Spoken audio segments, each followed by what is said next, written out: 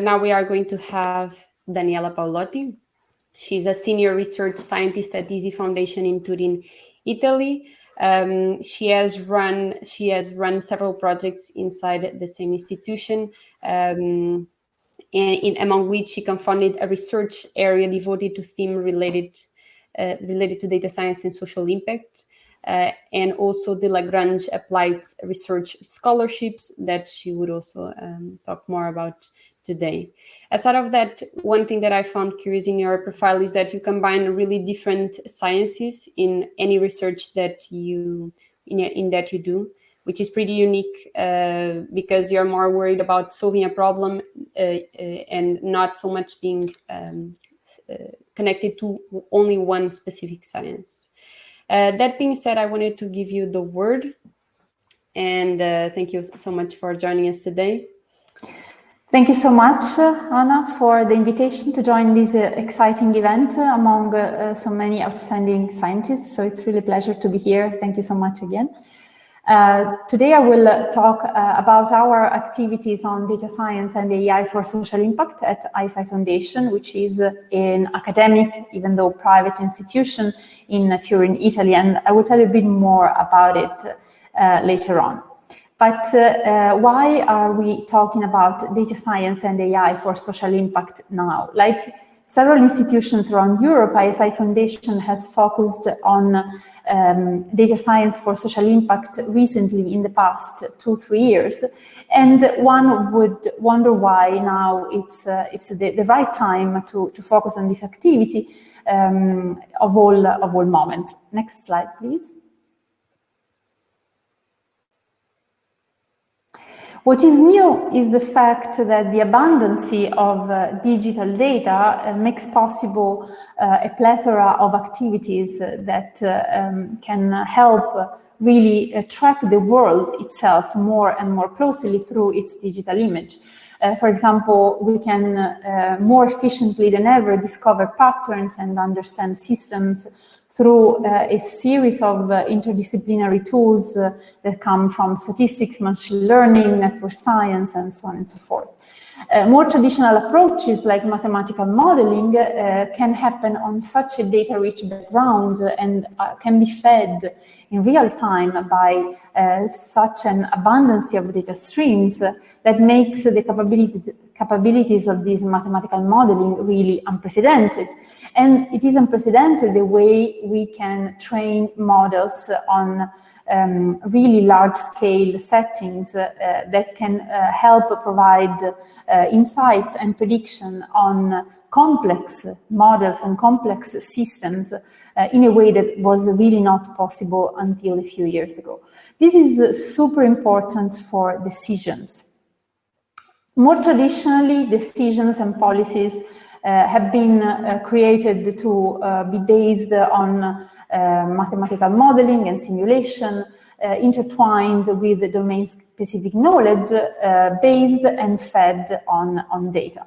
But now the man in the middle becomes AI and data science and digital platform.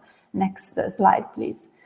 The way AI and data science unlock the potential of data and digital platforms somehow enhances the capabilities of even more traditional approaches like mathematical models and simulations that tied to domain-specific knowledge can really become game changers for decision and policies. So you can scroll through the slides until I tell you to stop. Yeah, you can go on. You can stop here. So the idea is that I would like to show you how basically AI and data science are tied to complex systems. The socio-technological systems in which we live nowadays are really complex systems where the interaction among the various components lead to collective and general behaviors that cannot really be inferred by the characteristics of each single component. And so really the endogenous characteristics of complex systems make them the ideal test bed, the ideal scenario in which to unleash, let's say, the power of AI and data science. Next slide, please. And you can scroll down until the next one. You can continue scroll down. Yes, this one. So the idea is that the paradigm behind all the approaches that are related to data science somehow stem from the fact that AI and data science have to do with complex systems. So the idea is that you want to study a system that is composed by many agents, many components. Let's think about the human system itself. And it's much about data as it is about algorithms and infrastructure. The algorithms behind the now super fancy and super popular approach of deep learning were invented 20, 30 years ago, but only the abundance of digital data that has become available in the recent years has really made computationally possible some approaches that were only, let's say, theoretically designed. And mostly important, AI and data science really rely on the secondary use of usually privately held data, so data that sit in the belly of big corporations. They often have to do with the fact that they are generated by human activities, so they are heavily personal. And sometimes not even the humans who have generated this data are aware of the fact that they have created this data. Next slide, please. So just to give you a few examples of what we talk about when we talk about big digital data. This is a very interesting journalistic work of which you can find the story in the URL in the top, in the bottom left part of the screen, where the project collected the digital traces left by 1.1 billion taxi pickup locations in 6 years' time. And this was a project to show how the traditional taxi activities were still largely really not comparable to what Uber, even during several years of growth, had achieved. But it's a way also to show how by simply putting these digital traces left by people picking up a taxi on a map would be enough to somehow recreate the fine grain of the city of New York that is really covered in time and space through the activities of people doing the simple action of calling a taxi through an app. Next slide, please. Another very recent and very interesting example is a work that we have been doing at ISI, in which we have used the geolocation information provided by the usage of apps that are provided by a company that can trace the mobility of individuals, and we have used this information to look at the overall mobility in Italy before and during the lockdown due to COVID-19. And it is interesting to see how, for example, province by province, the provinces are the letters, let's say, on the left part of the screen, over time, from a certain level of activity, slowly become basically still. The population traced through the mobility the traces related to mobility generated by this app shows how the population in the end during the lockdown stayed at home for several weeks and for, in the end, 2 months. So this is really a way to track in real time the fact that people were complying, even at a fine-grained scale, with the restrictions imposed by the government. Next slide, please. So I hope I have convinced you how these so-called digital traces that are the byproducts of the activities of people that interact with digital platforms, and that can somehow be available as a side effect of many services that were not designed for policy purposes, have really a huge and immense value. Well, of course, they have the downside of being related to a limited temporal horizon. They have limited reproducibility and context, and they pose all sorts of data protection challenges and biases. But on the other hand, they are machine processable. They cover scales in time and space that are unprecedented. And they are, as I said, there as a byproduct of other activities that people would carry on anyway. So it's really a kind of resources, the kind of resource that is really available and can be exploited for many purposes that we'll see in a moment. Next slide, please. So the idea is that these data that are the result of secondary use of activities of people on digital platform are usually held by private companies. They pertain human activities, so they are personal, and they are generated by activities that humans start with the digital platforms. But of course, we cannot avoid exploiting this data in the paradigm of data science and policy and social impact that we have been seeing throughout this summit. Next slide, please. So these, how can we somehow apply this paradigm to social impact? Of course, we have to keep in mind many caveats, many limitations. I won't go into details, but even the mere fact that we want to apply mathematical and machine learning tools to socio-technological systems that are by definition complex systems presents a lot of issues. Next slide, please. So we mentioned the abundancy and beauty and real-time fashion of this data, but of course, in the pipeline that takes you from data through algorithms to decisions, there are many problems. The very first and most obvious is the fact that these data are biased. They present a somehow not fully neutral and perfectly reliable picture of the world. Next slide, please. And the most obvious example is this very old map of Facebook users and the links that tie one to each other when they are friends on Facebook.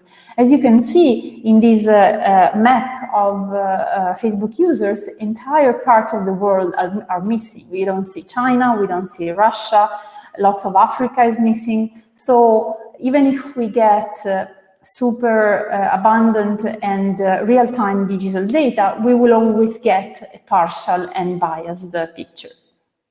Next slide, please. The other issues that I won't go into details, but there is a huge, let's say, amount of research on those, is how can we create algorithms that somehow take into account these problems. Next slide, please.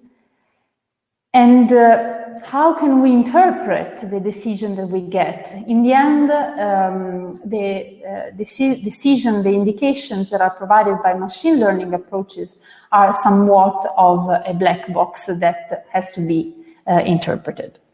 So in the rest of the talk, I would like to focus on the aspects related more to data and how the availability of data can be important and limiting for data science for social impact, and the fact that these data are usually held by private companies, and how we try to deal with this aspect. So I hope I've given you an introduction of how you can go from collecting data for a specific purpose to gain insight and reach the decision. How can we apply this approach to the area in which we're interested in, which is the area of social impact? I don't use the term social good because defining what good is still remains somewhat vague. We prefer to use the term impact to show that the work we try to do is meant to really change how the things are functioning, how things are working, or really try to have an impact on society, on the problems that we study.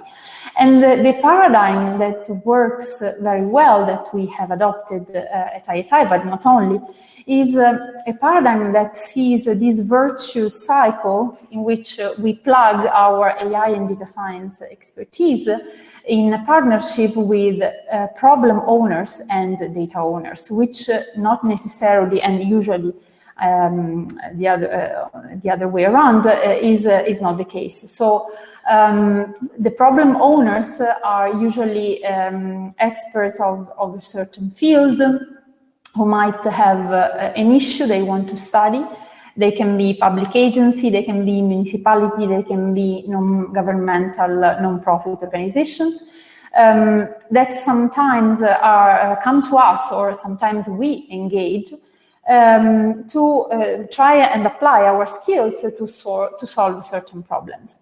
To address these issues, these problems, usually you need the data, and the owners of personal, of data that are somehow related to the problem you want to study are usually, unfortunately, companies. So if you think about even, for example, studying influenza-like illnesses through search engine queries related to symptoms, if you want to study these kind of issues, then you have to go to Google and ask for the data about the search queries that people have inserted in their search engines. So if you really want to tackle many of these issues at scale and in real time, you usually have to rely on tech companies or data generated by citizens that in the end sit in the belly of private companies. This is not, I mean, it might be a problem up to a point if you find the right way to engage these data owners. Next slide, please. And one of the best ways to do it is through these so-called data collaboratives, which is a framework that was created by the GovLab. Stefan Verhulst was one of the speakers in this summit. And it's a really new form of collaboration that is meant to put together private and public actors that really want to create public value together. Next slide, please. With the idea of providing incentives for the private sector that base their business on collecting data, to really create a new ecosystem of interactions between academia, policymakers, and the private sector to exploit the potentials, the capabilities of the digital data generated by human activities on digital platforms. Next slide, please. A very recent example that has seen our institution at the forefront is this paper that has been co-authored by several prominent scientists who are experts in the use of mobile phone data for tracking human activities. where they somehow advocate for the necessity of using mobile phone data to inform public health actions during the COVID-19 pandemic. And this is just one of the examples that have come out during the pandemic, but even before, of academics advocating for the use of private digital data to inform policies. Next slide, please. So the most important aspect on which I want to focus is the fact that data science and artificial intelligence really cannot exist without these digital data that are generated by activity of individuals on privately held digital platforms, with all the problems related to ethics and privacy that exploiting this data entails. In the rest of the talk, I would like to tell you how at ISI Foundation we have somehow exploited this approach to create data science for social impact projects that also create education and curricula for young researchers around these topics. So ISI Foundation, as I said, we are really a basic and applied research institutions with more than 30 years of Italy. We are based in Turin, in the northwest of Italy, and we really have an interdisciplinary team and a diversity of groups that combine several fields and several disciplines ranging from network science to digital epidemiology and computational social science. We are supported by EU grants, but also philanthropic bank foundations that are local in the Piedmont region. Next slide, please. So in the Lagrange Scholarship Project that we have created in the past 2 years at ISI, we really try to exploit this virtuous cycle that was created through the data collaboratives ideated by the GovLab to somehow have a series of success stories that apply this paradigm in a really diverse number of different settings. Next slide, please. We have 8 scholars that every year devote 1 year of their life to researching strongly applied research projects. We engage a number of data owners ranging from Telefonica, which is one of the largest phone company in the world, to Facebook, to Google, and usually the problems that we tackle through our expertise are initiated by a problem owner, which is usually represented by a large global agency, for example, UNICEF, UN Global Pulse, the World Food Programme, that come to us with a specific problem that they want help in tackling. And the idea is to really find the right approach and the right set of data and methodologies to really assess the problem that is proposed to us by one of these agencies. So in the rest of the talk, I will just go through briefly let's say, even only the titles of the project that we have been working on. And one thing that I would like to mention is that usually the problem owner is also the entity, let's say the actor that is somehow behind the final decisions behind the policies. So if UNICEF gains insight on a specific problem, they can really go to governments or to policymakers or stakeholders and ask them to take actions based on the insight that is provided through these interactions. Next slide, please. So the very first project I would like to tell you about is an activity that we carried out in collaboration with the Internal Displacement Monitoring Center, which is a big non-governmental organization based on Geneva, founded by the Norwegian Research Council, and that informs the United Nations and IOM with respect to internal displacement. In collaboration with them, we have been creating a framework to exploit digital news through the GDELT project to extract information about displaced individuals as a consequence of natural disasters or conflicts or other problems in the territory. And the idea is that through the continuous interactions with the team at IDMC, we have created really a gold standard set of annotated data that we have used to create an automatic framework based on natural language processing tools that extract information from digital news about internal displacement and informs visualization platforms in which experts from the field can really have in real time information about this issue. Next slide, please. The next project, these are all projects that have been carried out during the academic year 2019-2020 and are about to finish.